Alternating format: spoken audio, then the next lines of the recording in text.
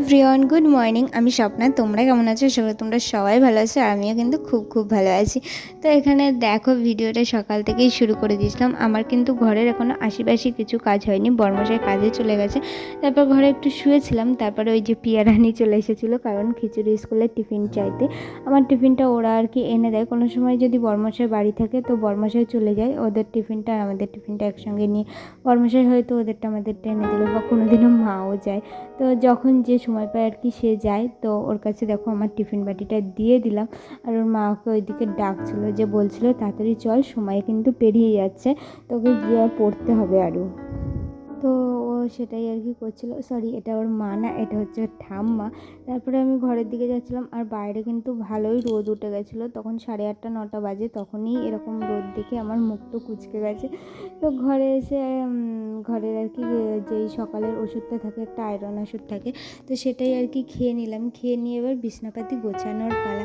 এখানে যে প্যান্ট-জামাটা মেলা ছিল আগের দিন আর কি, বৃষ্টি হয়েছিল, তো বৃষ্টি তো ভালো শোকায়নি, তো রাতে মিলে রেখে দিয়েছিলাম, পাখার হাওয়াতে শুকিয়ে গেছে।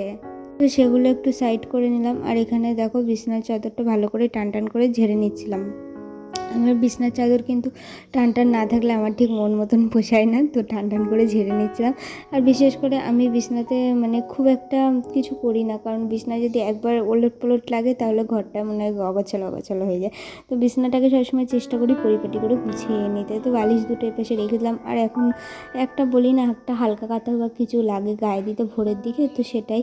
আর দেখো, আমরা কিন্তু এই ছোটো টেবিল ফ্যানটা চালাই, রাতে ওই সিলিং ফ্যানটা চালাই না, কারণ গরম হাওয়াটা টানে, তো ওই জন্য ওটা বন্ধ থাকে, এটা তখন পায়ের কাছে চালিয়ে দিই। তারপরে ঘরটা ঝাড় দিয়ে নিচ্ছিলাম। ঘরটা ঝাড় দিতে দিতে চলো তোমাদের সাথে কিছু কথা শেয়ার করি। আমার এই প্রেগনেন্সি জার্নিতে আমি তো 8 মাসে পড়ে গেছি আসলে। ইংরাজির আর কি 8 মাস হয়নি, 7 মাসে পড়েছি, বাংলার 8 মাসে। তো এখন না আমার ভীষণ পরিমাণে প্রবলেম হচ্ছে, মানে পেটের নিচটাতে না কেমন একটা খিচ ধরে টান ধরে আছে। আমার হাঁটাচলা করতে অনেকটাই অসুবিধা হচ্ছে, কিন্তু জিনিসটা রোজ হচ্ছে না, হয়তো 2 দিন ছাড়া ছাড়া এরকম হচ্ছে। যেমন এখন মানে কালকে হয়েছিল, যেমন আজকে হয়নি। তো আজকে যেমন ঘুম থেকে উঠে সব কাজবাজ করতে ইচ্ছা করছে, কিন্তু কালকে বলতে টুডে, তো টুডে তো আজকে স্টাডি কাজবাজ করতে, বাট আমার না ভালোই লাগছিল না। তো এরকম আর কি প্রবলেম হচ্ছে, জানি না এরকম কার কার প্রবলেম হচ্ছে। আর অনেকের কিন্তু পা ফুলে, আমার কিন্তু পাটা ফুলছে, বাট কেমন বলো তো, পায়ের নিচটা ফুলছে, মানে গোড়ালির কাজটা, চলতে ভীষণ প্রবলেম হচ্ছে। তো এই প্রবলেমগুলো আর কি ধরা দিচ্ছে। তো ডক্টর দেখাতে গেছিলাম বৃহস্পতিবার দিন, তোমাদের সাথে তো শেয়ার করেছি। ডক্টরকে বললাম, তো ডক্টর বললো যে এখন এগুলো আর কি হবে, কিছু করার তো নেই এটার জন্য। তো তুমি একটা কাজ করতে পারো, তুমি যখন বসবে তখন পাটাকে মিলে বসবে সবসময়, মানে পাটা যেন শরীরের থেকে একটু উঁচু পজিশানে থাকে। আর যখন ঘুমাবেও পাটাকে একটু উঁচু করে রাখবে, কারণ পায়ের তলায় কিছু একটা দিয়ে ঘুমাবে। আর এই দেখো গাইস, ডক্টর কিন্তু এই প্রোটিন পাউডারটা আমাকে দিয়েছিল খাওয়ার জন্য। আমি আর কি ডক্টরকে আগেই ডক্টর এটা রেফার করে দিয়েছিল, কিন্তু তার পরে আমি বলেছিলাম যে একটু কোনে যদি প্রোটিন পাউডার খাওয়ানো হয় বেবিটা হেলদি হবে। তো ডক্টর আমাকে বললো তোমার হাইট আর ওয়েট যেটা, সেই অনুযায়ী বেশি যদি ওয়েট হয়ে যায় বেবি, তখন আর কি প্রবলেম হতে পারে। আমি বললাম ঠিক আছে। তারপর দেখো, এখানে কিন্তু দিদা আমাকে আম কুড়তে দিয়ে গেছিলো, বলেছিল একটু আচার করে দিতে। আগেরবার যেই আচারটা করেছি সেটা তোমাদের সাথে শেয়ার করিনি, সেই আচারটাই আর কি দিদা বলেছিল করে দিতে, তো সেটা করে দিচ্ছিলাম।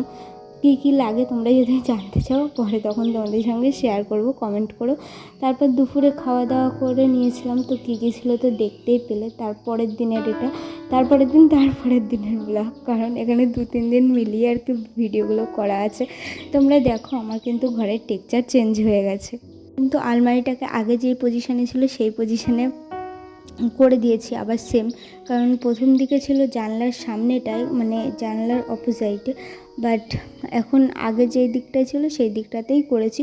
কারণ আমাদের যে স্বাদের অনুষ্ঠানটা, সেখানে লোকজন আসবে, মানে তখন একটু ঘরের টেক্সচার তো একরকম ভাল লাগে না।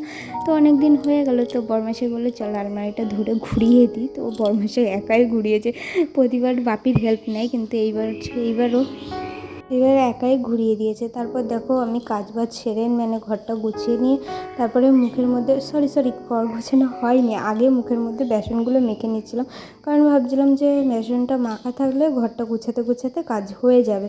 তো সেই জন্য আর কি দেখো মুখে বেসনটা মেখে নিলাম। আর বেসন মাখার কারণ আছে, কারণ হচ্ছে গিয়ে গাইস আমার না মানে মুখের থেকে গলার ট্যানটা একটু বেশি, তোমরা যারা ভিডিও দেখো শর্ট ভিডিওগুলোতে বেশি লাগে তো তারা হয়তো বুঝবে, আমার মুখের থেকে গলার ট্যানটা বেশি। তো অনেক কিছু করেছি মানে যায় না ঠিকঠাক করে। আর যদি বেসনটা যদি রেগুলার বা দুদিন ছাড়া ছাড়া মাখা হয় তখন মনে হয় যে না চলো একটুখানি ঠিক আছে, ঠিকঠাক থাকে আর কি। তো সেই জন্যই মাখা। কিন্তু জানি না, আমাদের এইখানে দুরকম বেসন পাওয়া যায়, একটা একটু দানা দানা আর একটা পুরো প্লেন মিহি।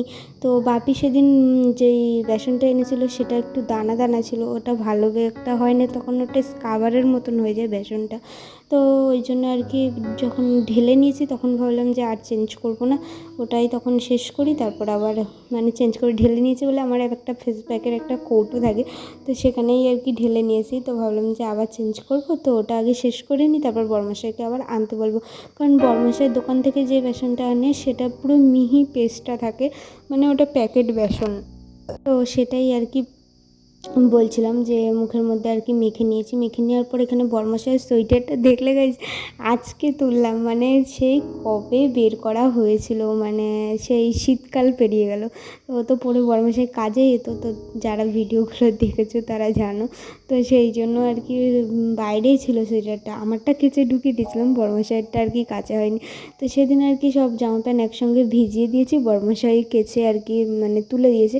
আর এই যে এই ড্রেস যেটা দেখছো এটা আমাকে আমার দিদি দিয়েছিল, মানে বিয়ের আগের ড্রেস এটা। তো তখন এখন অনেকটা কাজে লাগছে, কারণ এখন প্রেগনেন্সি জার্নিতে তো এরকম কুচি কুচি দেওয়া জামা প্যান্ট পরলে আর কি ভালো লাগে, নিজেরও কমফর্টেবল লাগে।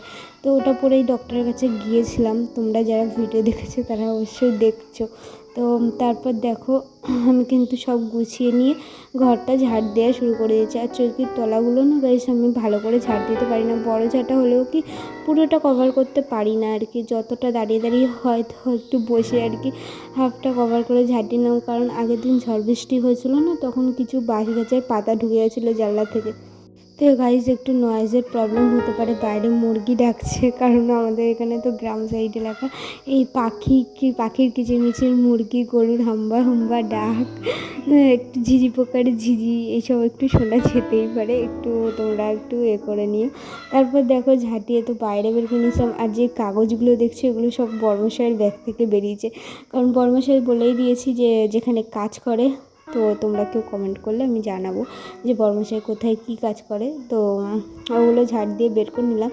তারপর এখানে দেখো আলনাটা এলোমেলো হয়েছিল, আলনাটাও গুছিয়ে রাখলাম। এখানে আমাদের ঘরে না গাইস 5-6টা গামছা হয়ে গেছে, তো সেগুলো আর কি তুলে দেবো কেচে কুচে।